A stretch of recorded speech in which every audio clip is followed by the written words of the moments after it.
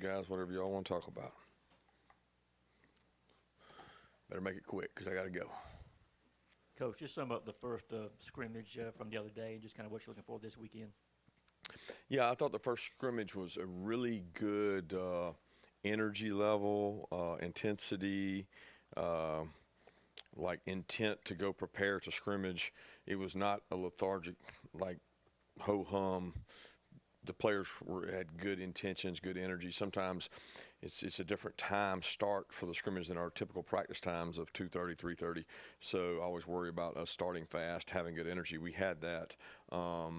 We got a lot to work on, really sloppy in terms of substitutions, getting guys on and off the field, communication, signals, just a lot of new people in the organization, whether it's the players new, mid-years new, portal guys new, coaches new.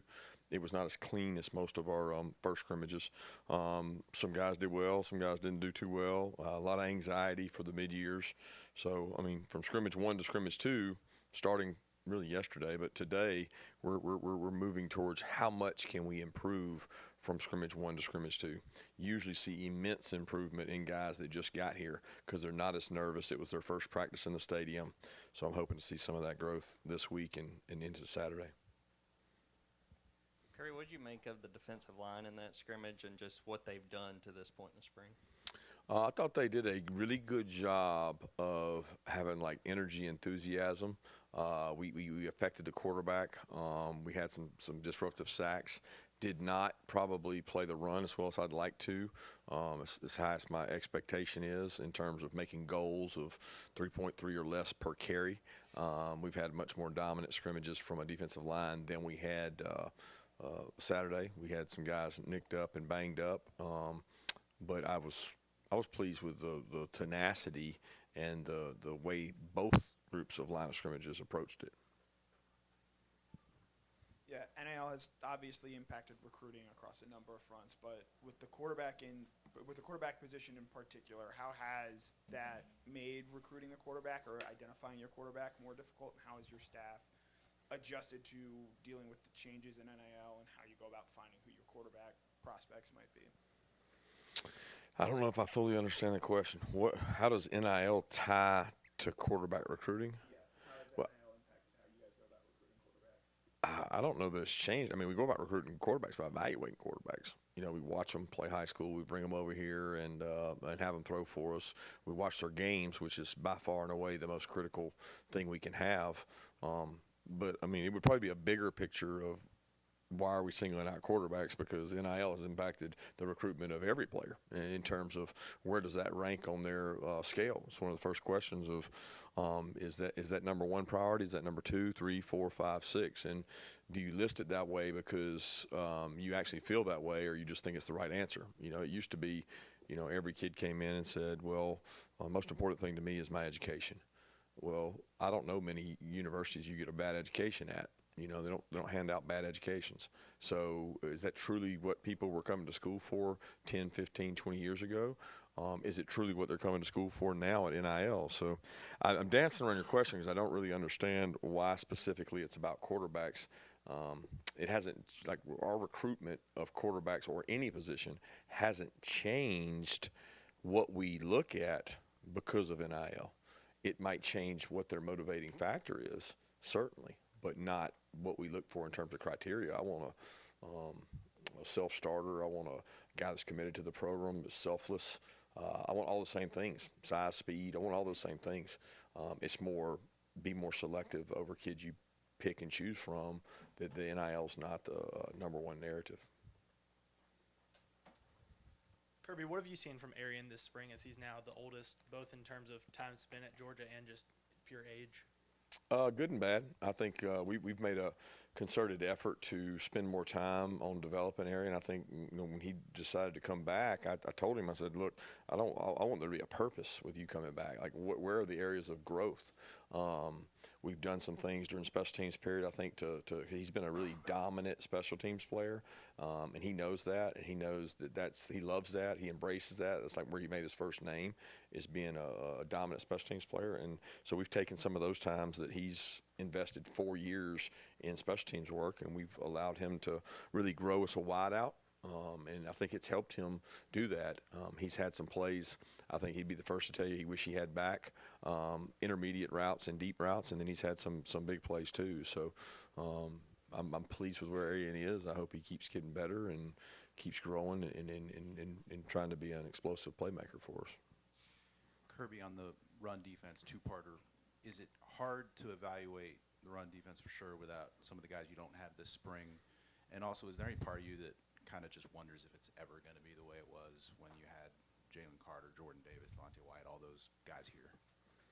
Yeah, I'm not down. I don't know where it's coming from, and maybe a narrative out there I don't know about. I have no idea what you guys are reading or saying or seeing, so I'm not down on our run defense. We are not as good as we were that year, but we're better than we've been a lot of other years. So I mean, there's the scales of that in terms of that. I wouldn't trade our group for any group in the country in terms of defensive line groups, and it's a collective whole. We've got a group that can get the job done. They're going against, one of the best 3 or 4 offensive lines they'll go against all season, each and every day. So iron sharpens iron, and we're getting better by who we go against. But I don't really do the comparison thing, so I'm not going to compare them to Devontae, Jordan, and Jalen, who were all here at different times. So there was years with those 3, and there was years that one of those 3 was here, and it's varied every year. So I'm pleased with where we are. We have to get better, and we have players on our defensive line that can get better. The worst feeling as a coach is when you don't have players that you can get better. And there's coaches all across the country right now on the defensive line that don't have 1 300-pounder. We've got several. We just got to continue to get them better and execute at a higher level. And it's not about them sometimes. It's about the guy behind them making sure he sticks his nose in the right place too. Kirby, after the scrimmage Saturday, can you give us your thoughts on Gunner Stockton, how he fared, and what's the status of Ryan Puglisi? Gunner's done a good job. I've seen growth in Gunner. I thought he had a couple mistakes in the scrimmage, but he also played with much more consistency. I've seen this progression with Gunner that he's getting better each and every practice. The bowl practices were great for him. The ability to play in that bowl game was awesome for him. He's gotten better. He's getting a feel for our system. He's a really good athlete. He has every now and then a mistake that you can't have at that position. The good thing for him is you can ask him after the play, and I always ask him, what did you see, what was the coverage? He gives the right answer. So he's seeing the right things. But he's got to continue to develop and grow, and that's a hard position to play. And he's still trying to master that position. What was the other part? Yeah, Ryan's dealing with a little bit of a knee injury. It's not a significant injury. He's had it before since high school, and it's been bothering him. He's been able to throw. He hasn't been able to go out and be mobile and run, and his knee's been bothering him. So we're hopeful to get him back today. If not today, then probably Thursday. So he's had to miss out on some reps because of that injury. But he's been into everything, all walkthroughs, all the mental stuff.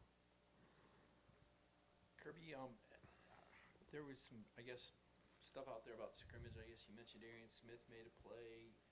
Dillon Bell, I wasn't there. Could you highlight some of the guys, Rod Robinson, that are coming around at the skill position? There's obviously receivers to replace and your top 2 running backs.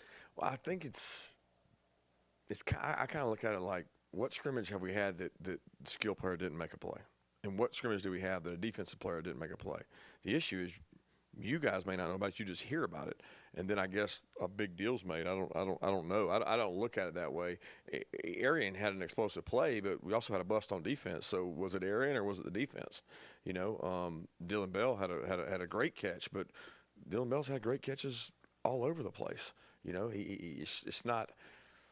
I don't know. I don't get into it like it's like these couple guys just blew it out of the water. Oh gosh, these expectations are so great. I look at it as the defense sometimes messed up, And we also had some sacks. Well, did we have sacks because we had great pass rushers or because the back didn't block the blitzer? Or, you know, we busted and slid the wrong way and cut a guy free. So, you know, if a guy has a dominant performance, I'd be more than happy to mention it. Like, he dominated. He beat every rep. But we didn't have anybody do that. There's nobody that had a dominant performance. Guys got lucky and fell into plays. And as coaches, we don't look at those and look at that as progress. Sometimes that's taking advantage of what's given to you. And we had a lot of those opportunities Saturday because we had a lot of busts. But there's nobody that I can say just, you know, even Rod. I thought Rod had a lot more yards left out there than he had. We didn't have one explosive run the entire scrimmage. So if you don't have explosive runs, you're either not blocking downfield well or you're not making people miss. And that's kind of been an MO for us. You know, last year it was kind of the same way. Yeah, Kirby, you mentioned all the newcomers this spring. Dominic Lovett was obviously in that boat last spring. How much more comfortable do you feel like he is this spring, and how is that going to help him going through the summer and into the fall where he can make an impact day one? Yeah, so far this spring, I would say Dom has had a very good spring. He's so much more confident in the offense. I think Carson has a lot of confidence in him. They're on the same wavelength, and there's been some really like there's been days that Dom was really like dominant out there. Now you got to say, is that because Taki and Bull aren't out there covering him, so he's making more plays, or is that just Dom's more comfortable in the offense and he's winning at a higher rate? He's had a good spring. He's got more confidence. He's playing with confidence, and I think Carson really feels comfortable with him. So I'm pleased with where he's at. His physical toughness continues to improve. I mean, this time last year, it was constantly on him about what he was doing without the ball. He makes a conscious effort to do better at that now, and we need him to. Kirby, what kind of progress are you seeing with Carson and the wide receiver group in general? You know, having to replace a lot of guys that caught a lot of passes last year. How is the overall chemistry developing between this new set, for lack of a better term? It's a work in progress. It's not where it needs to be. I mean, I would say that, you know, he's comfortable with the guys he's thrown to the most, and we're trying to force the issue with the guys he hasn't. Some of their reps come with the ones, some of their reps come with the twos, but right now it's not just getting them comfortable with Carson, getting them comfortable with the offense. I mean, I put them where Ra and Dom were last year, and Ra and Dom this time last year were probably ahead of where those three guys are in terms of growth and implementation into the offense. They got to continue to grow and get better, and as they do that, they'll get more opportunities with Carson. Yeah, Coach, you've mentioned the offensive line, so they might be one of the better top three groups in the country. What are you seeing from that unit that makes you believe that they might be that great, and what are they kind of missing that they can improve on? Yeah, I can't put them that great because I haven't seen the other ones. I don't think that's a fair comparison. I think I'll leave that to the gurus that have all the talk shows and all the media stuff. I can't sit here and say our group's a top three group in the country because I hadn't seen the others. We have a very experienced group outside of the center.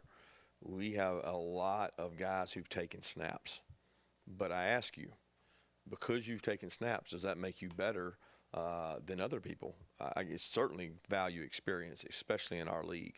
But, you know, you can go backwards, and you have to be careful with guys that are older, because if you're not careful, they go backwards and the younger guy beats them out. There hasn't been a year that we were here that a younger player hasn't surpassed an older player because they were hungrier and they were more driven and more motivated. I don't see that happening with our offensive line, but I can't rule it out. So I love the fact that they're a tight-knit unit. They're really physical. They enjoy practice. They celebrate together. They eat together. And again, you hang your run game and your protection of your quarterback on the offensive line, which we've been pretty consistent at. Yeah. What have you seen out of Dillon Bell this spring and how he's continued to develop a wide receiver for you guys? Just that. He's continued to develop, continues to get better. He's still a work in progress. He played high school running back. He played, 25% running back last year, and the kid's worked his tail off at receiver to get better, but there's a lot of route running things he can get better at. And the good thing is he's got a quarterback the caliber of Carson to utilize his strengths, get him throws, get him 50-50 balls. And I'm proud of the way he leads in practices. He's taken on a lot more of that Rosemy lad role of being the guy that's the workhorse in that group that never complains. He's really physical, practices hard, and sets a standard for the others. I think him, Ra, Arian, Dom all have taken ownership in that. Kirby, when you look at Damon Wilson and the things that he can make a jump from in year 1 to year 2, just what are those things, and have you seen that this spring? Yeah, he's getting better. Have I seen the jump that I want to have? He's right where he needs to be and supposed to be. He's not ahead of schedule, and he's not behind. He's growing at a rate that I've seen a lot of outside backers, whether it was Nolan, Aziz, all these guys that have come through here. He's gotten better each and every year. He's improving his run strength ability, his ability to hold up against big tackles and stop the run, be violent and twitchy. He's always been a really good rusher, and he gives he gives great effort, and I'm proud of those things. He's got to become a more consistent first and second down player, which he's doing. He's a work in progress, and he's growing at that, and he's going to be able to help us this year. Kirby, a two-part question on the offense. With Colbie Young, what have you seen from him so far, and why you wanted to add him? And on the offensive line, left guard, right tackle, what's the competition look like there? Left guard, right tackle. I mean, the guard position I don't look at as left guard or right guard. We got a lot of guards competing in there. So when you start at guard, you start with Micah, Dillon, and Tate. Those three guys are really interchangeable parts. Daniel Calhoun's done a nice job working in there. So has Easley, so has Drew Bobo. Jared can play there. They've all done a good job competing right there. Right tackle, Truss, Monroe, Merriweather, Bo's out. So Bo hasn't been able to go, but a lot of guys, Micah's thrown out there some play. Dillon's jumped out there and gone. So, I mean, we just look at it as let's get our best 5 out there. And the more guys we have above the line playing winning football, we've typically had anywhere from 8 to 10 above that line. I hope we fall in that same area at the outcome of this spring as well. Colbie Young, he's flashed. He's had some really, really great, spectacular plays, and then he's disappeared at times. So it's a learning curve. Like, he doesn't have confidence and know the offense inside and out completely. So I don't think you can judge. You judge his skill set on one-on-ones when he goes against DBs. You don't really judge his skill set in a scrimmage right now because he's trying to figure everything out. And it's not from like a freshman standpoint. It's from a familiarity standpoint. And I'm pleased with where he is. And he's really a hard worker. And where he's shown up is on special teams. I mean, he's shown a commitment to special teams that I didn't expect to see, which shows me his toughness level and his buy-in. Last question. Kirby, in your ESPN interview, there was some colorful comments. Really good interview, by the way. There was a quote on Carson where he said that let the cat go play. And that maybe last year that Georgia maybe was a bit overprotective earlier. Maybe that was my takeaway. I know. Could you elaborate on where Carson's at in terms of the freedom and how aggressive you think this offense will be with him this season? Well, your offense can only be as aggressive as the players around him. It's not all on the quarterback. And when I say that about let the cat go play, that really came more from Mike and the offensive staff in terms of allowing him to play and play to his strengths. His strengths are his ability to navigate the pocket, to make throws, to change plays, and to put us in the right play. That's his greatest strengths, and to use the weapons around him. So I think he'll continue to do that. He's done that thus far. He makes you right a lot. He's very hard to trick and confuse. And when you've got a player like that, as long as he has weapons around him, he can distribute the ball. And our offense has a lot of ways, which you guys have seen in the past. We have a large volume of catchers, meaning it spreads out. We don't necessarily have one guy with 150, but we got a bunch of guys with a lot of touches. And the reason we can do that is the decision making that Carson has and the experience he has. So I'm excited to see him go play. Keeping him healthy and protected is important, but also surrounding him with playmakers that can capitalize on his strengths will make us a better offense. Thanks.